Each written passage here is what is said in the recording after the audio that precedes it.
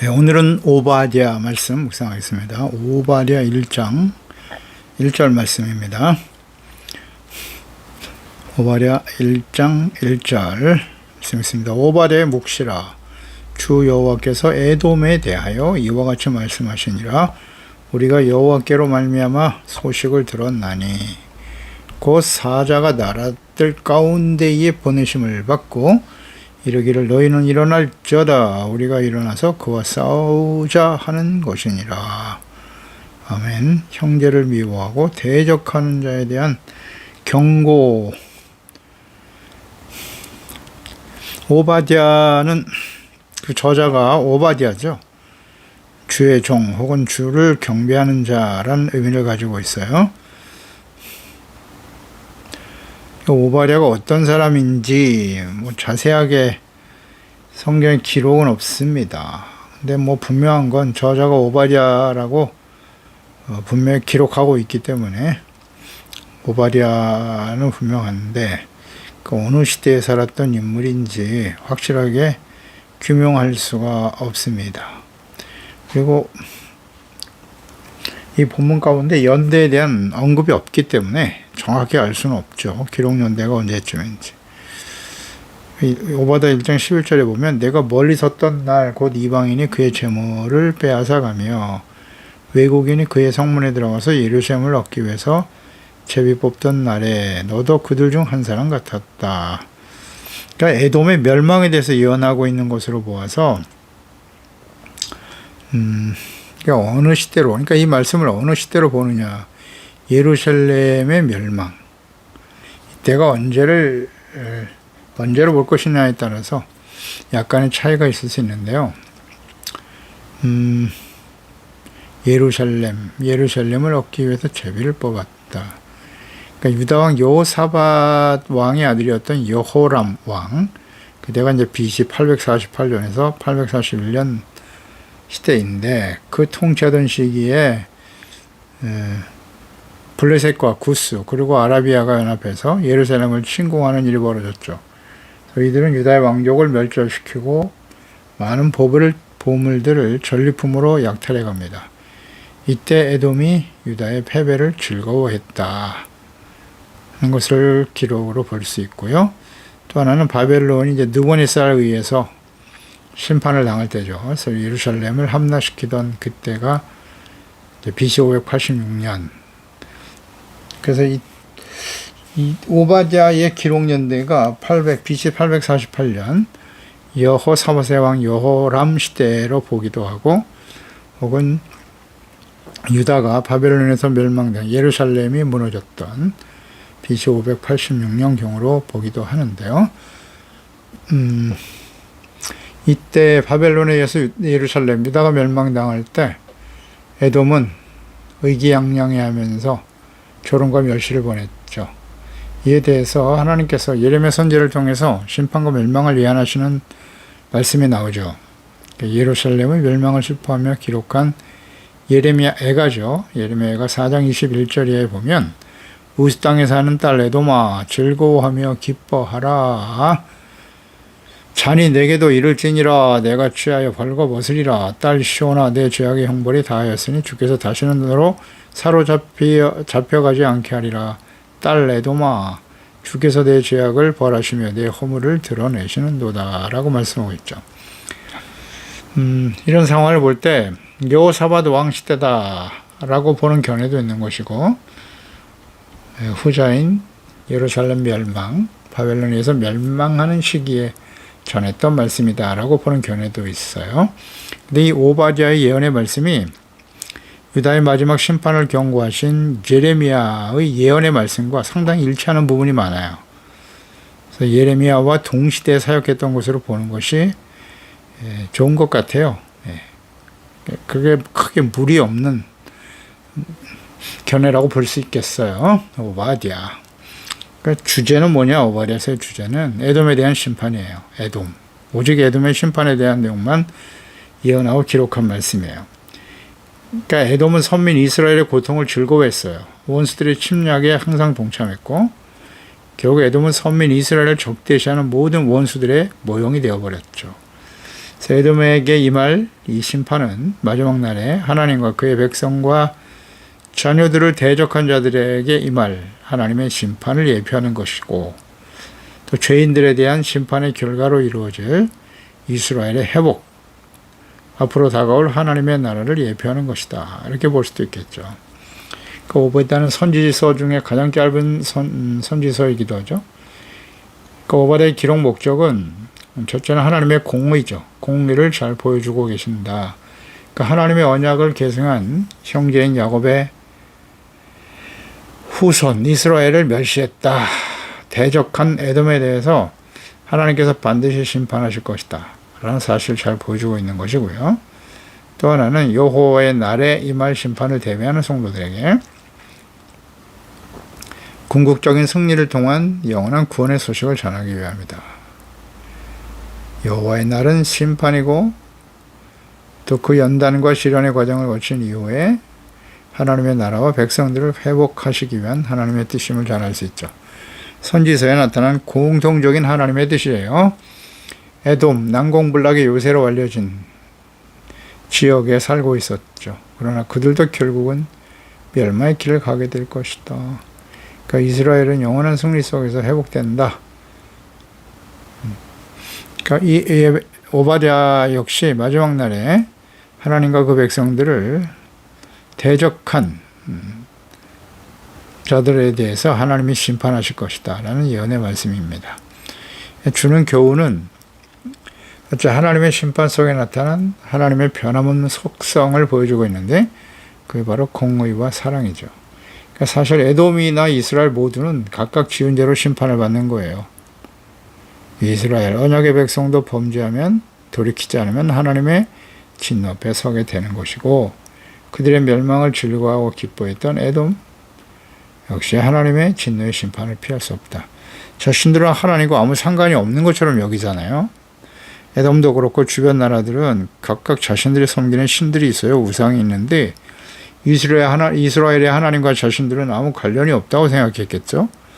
그런데 하나님께서 그들의 심판을 지금 말씀하고 계신단 말이에요.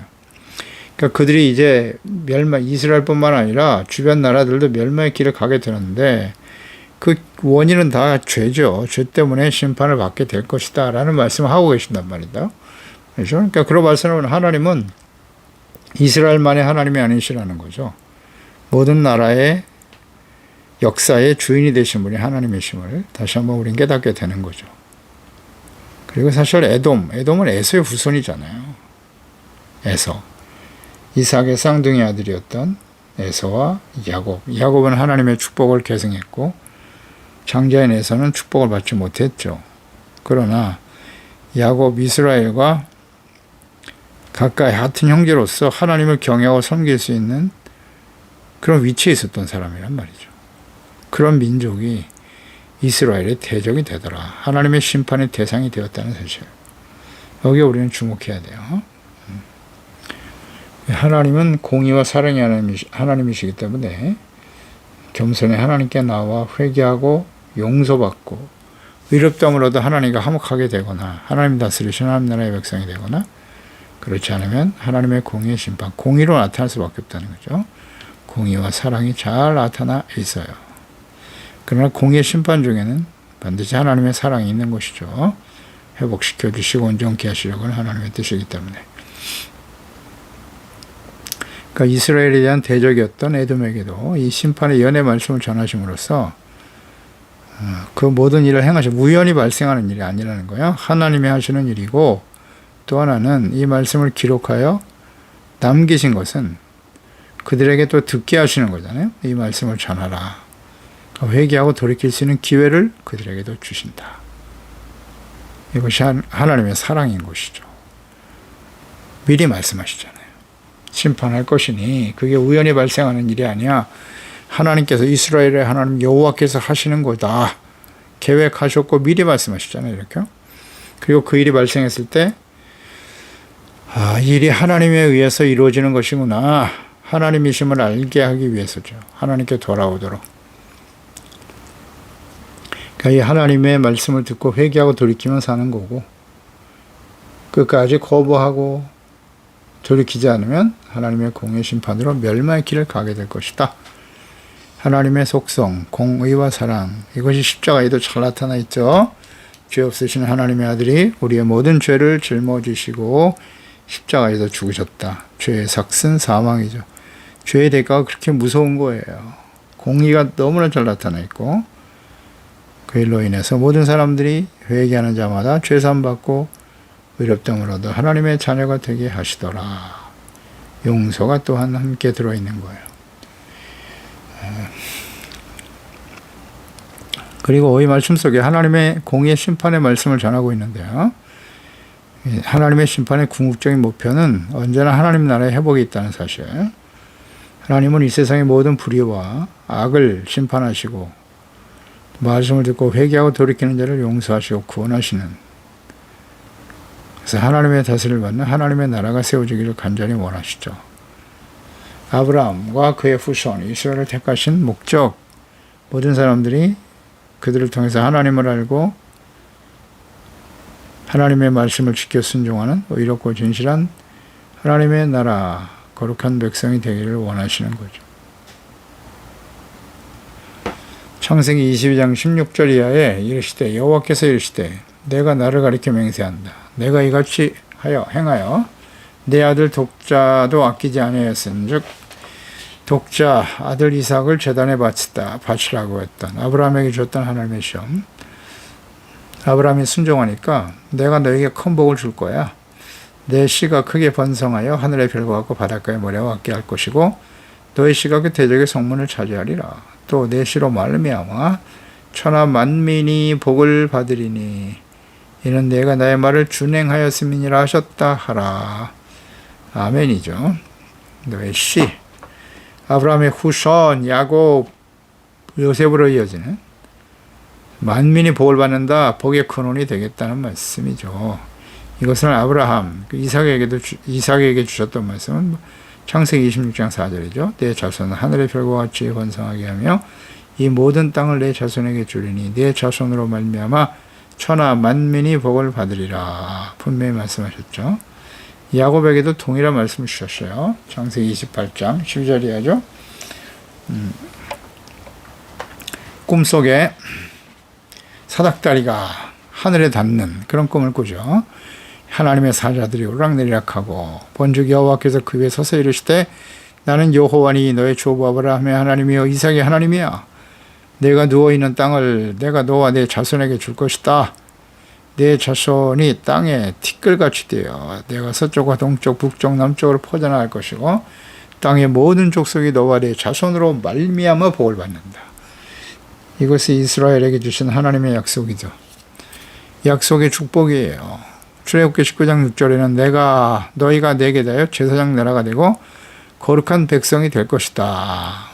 거룩한 나라의 백성, 제사장의 나라가 되리라고 이스라엘 언약의 백성들에게 주셨던 것입니다. 이것이 하나님이 이스라엘 백성들을 택하여 부르신 목적이에요. 하나님의 뜻이고요. 하나님께서 이처럼 아브라함과 그의 후손 이스라엘을 선택하시고 언약의 말씀을 주신 목적은 모든 민족이 이스라엘을 통해서 살아계신 하나님, 그 하나님을 알고 하나님을 경외하고 그분의 다스림을 받는 하나님의 나라가 바르게 세워지기를 주님은 간절히 원하시죠. 이것이 이제 예수님을 사람의 몸으로 이 땅에 보내신 목적이기도 하죠. 십자가에 못 박혀 죽으신 그리스도, 공의와 사랑, 이 오바댜서가 우리에게 주는 의미가 있어요. 에돔 족속은 에서의 후손이에요. 이삭의 쌍둥이 아들 야곱과 형제지간이죠. 따라서 이를 통한 하나님의 언약에 동참할 자격과 기회가 얼마든지 있었어요. 아브라함의 조카였던 롯도 역시 마찬가지죠. 소돔과 고모라를 선택하여 갔지만 하나님께서 소돔과 고모라를 심판하실 때 구원하셨지 않습니까? 그의 후손이 이제 모압과 암몬인데 그들도 역시 이스라엘의 대적이 되었거든요. 충분히 하나님을 경외하고 섬길 수 있는 기회가 주어졌단 말이죠. 근데 그들은 결국 하나님과 등을 지고 하나님을 버리고 악을 행하는 우상 숭배자들이 되더라. 에돔이 역시 거기를 가고 있었단 말이죠. 형제 이스라엘을 시기 질투했어요. 자신이 받아야 될 축복이 동생 야곱이 대신 받았고 그것이 자손 대대로 이어 내려가는 것을 결코 볼 수 없었던 거죠. 시기 질투하고 이로 인해서 하나님의 언약의 백성과 형제인 야곱의 후손들을 원수로 생각하는 그런 위치에 있게 되었다. 기회가 충분히 있었다는 거예요. 시기 질투와 또 하나는 교만이죠. 교만과 죄악된 길을 선택하여 갔다는 거죠. 하나님의 심판은 공의로우시고 매우 엄하십니다. 따라서 이들은 하나님의 심판을 피할 수 없게 될 것이고요. 마찬가지로 오늘도 하나님과 예수 그리스도께 돌아오지 않는 자들은 하나님의 공의의 심판을 피하지 못할 것입니다. 반드시 하나님의 공의 앞에 서게 되겠지요. 이방인 우리가 예수 그리스도의 은혜로 죄사함받고 의롭다함을 얻은 거룩한 하나님의 자녀가 된 놀라운 은혜죠. 기적이 일어난 것입니다. 지혜와 계시를 우리에게 부어주사 하나님과 그 보내신 자 예수 그리스도를 알고 믿어 죄사함받고 의롭다함을 얻게 되었다는 것은 너무너무 소중한 일이에요.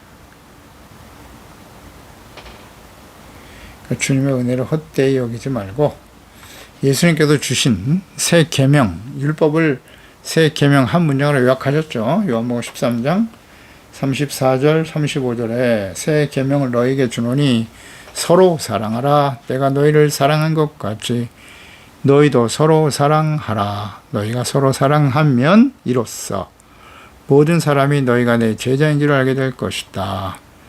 형제들 간에 서로 사랑하라는 거예요. 예수 그리스도 안에서 구원받은 하나님의 자녀들, 우리가 다 하나님의 자녀라고요. 같은 형제자매, 가족이에요. 그러므로 하나님의 말씀을 바르게 깨닫고 서로 사랑하는 일에 힘써야죠. 형제잖아요, 형제. 에서와 야곱, 형제니까 서로 사랑하는 것이 마땅해요. 그럴 때 하나님의 영광을 나타낼 수 있는 거예요. 그리고 예수님의 제자로 살아가는 것인데, 제가 오늘날 이 에돔이 심판을 받는다라고 하는 의미를 잘 묵상하면서, 같은 아브람, 이삭의 아들이지 않습니까? 우리가 예수 그리스도를 믿고 구원받아 하나님의 자녀가 되었는데, 에서 같은 사람이 될 수도 있다는 거예요. 에서 같은 사람이. 형제를 미워하고.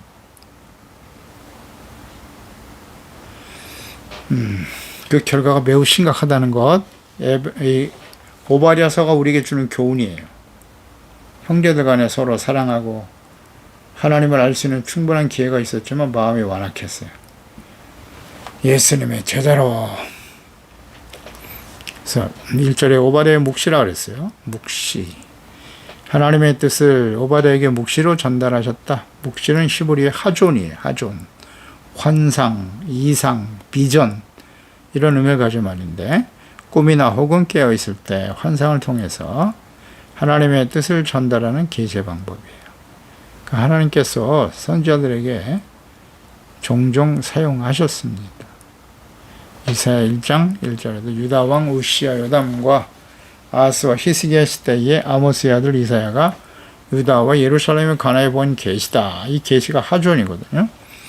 또 역대하 32장 32절에 히스기야의 남은 행적과 그의 모든 선한 일은 아모스의 아들 선지자 이사야의 묵시책과, 이 묵시기 하몬입니다. 묵시가 하몬, 하존이죠. 하존. 이사야의 묵시의 책과 유다 이스라엘 11개에 기록되어 있다. 다니엘 1장 7절에 보면 하나님이 이 네 소년에게 학문을 주시고 모든 서적을 깨닫게 하시고 주셨으니 다니엘은 또 모든 환상과 꿈을 깨달아. 9장 21절. 곧 내가 기도할 때 9장 21절에도 환상 중에 본 그 사람 가브리엘이 빨리 날아와서 저녁 제세 드릴 때쯤에 내게 이르렀다. 여기서 환상, 이것이 다 하존입니다. 묵시, 하나님께서 보여주신 이상과 계시, 환상, 그러니까 다 하나님의 뜻이라는 거예요. 그러니까 다른 선지자들과 같이 오바댜에게도 하나님의 뜻과 계획을 친히 계시를 통해서 환상, 계시를 통해서 이상을 통해서 보여주셨다는 거예요. 그래야 하나님의 하시는 말씀과 뜻을 바르게 들을 수 있기 때문이죠.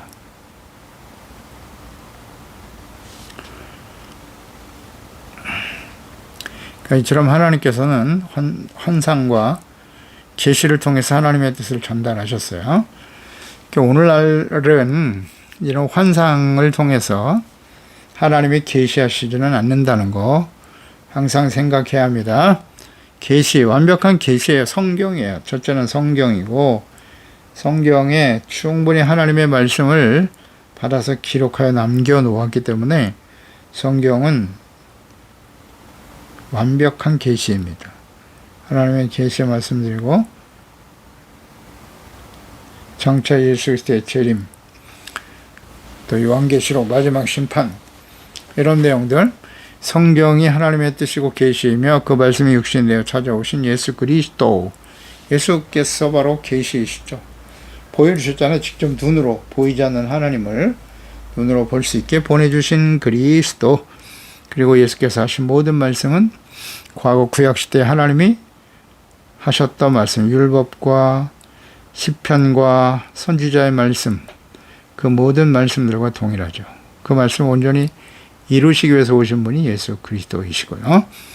그리고 성령, 지혜의 계시와 계시의 영이신 성령님께서 우리 가운데 임하시고 깨우쳐 주실 때 성경 진리의 말씀 속에서 하나님의 뜻과 하나님의 음성 듣고 깨닫게 되는 것입니다.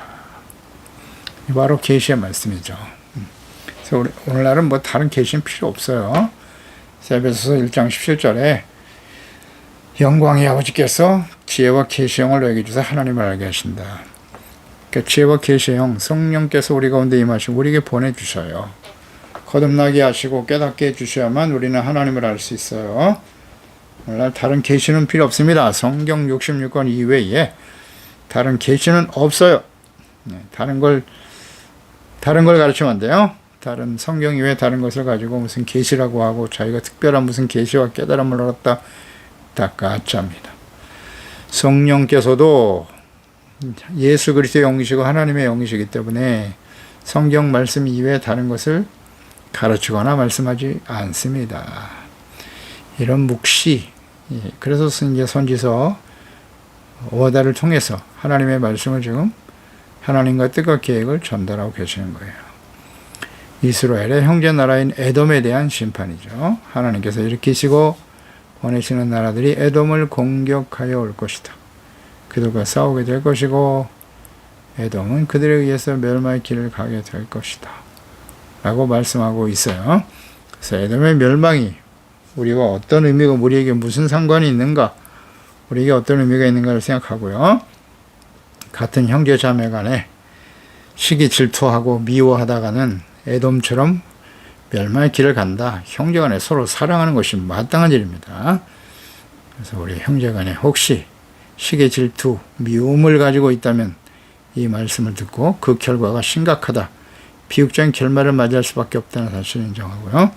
겸손히 돌이키는 은혜의 시간이 되어야 할 것입니다. 기도하겠습니다. 하나님 아버지, 오바댜서를 묵상하게 됩니다. 에돔 한 나라에 대해서 하나님께서 에돔 족속에 대해서만 이 선지서 말씀, 오바댜에게 하나님의 묵시, 계시를 보게 하시고 하나님의 뜻이 어떠하신지를 잘 기록하여 보여주셨네요. 에돔, 이삭의 아들이잖아요. 야곱의 쌍둥이 형인데 그의 후손이 에돔입니다. 그가 원래 장자이기 때문에 하나님의 언약의 축복을 계승해야 하지만 하나님이 야곱을 선택하셨고 쌍둥이로 태어나게 하신 것도 하나님의 뜻일 거고, 그러나 함께 주님을 섬기는 일을 버리고 소중한 사랑하고 그와 함께 하나님을 섬겨야 될 형제 야곱을, 그의 후손들을 미워하고 대적하는 자리에 섰던 에돔, 그들이 결국 그 교만으로 인해서 멸망의 길을 가고만 해요. 이것은 매우 중요한 교훈입니다. 예수님께서는 우리를 자신을 십자가에 대어 주시기까지 우리를 사랑하셨어요. 이 사랑으로 너희가 서로 사랑하라, 형제간에 서로 사랑할 때 이로써 너희가 내 제자인지를 모든 사람이 알게 될 것이라 하셨는데요. 이것을 우리가 실천하고 있나요? 그렇지 못하다면 과거에 있었던 에돔과 같이 하나님의 진노의 심판 앞에 서게 된다는 걸 깨닫고 주님의 말씀에 순종하는 진실한 하나님의 자녀로 세워지게 도와주세요. 예수님의 이름으로 기도드리옵나이다. 아멘.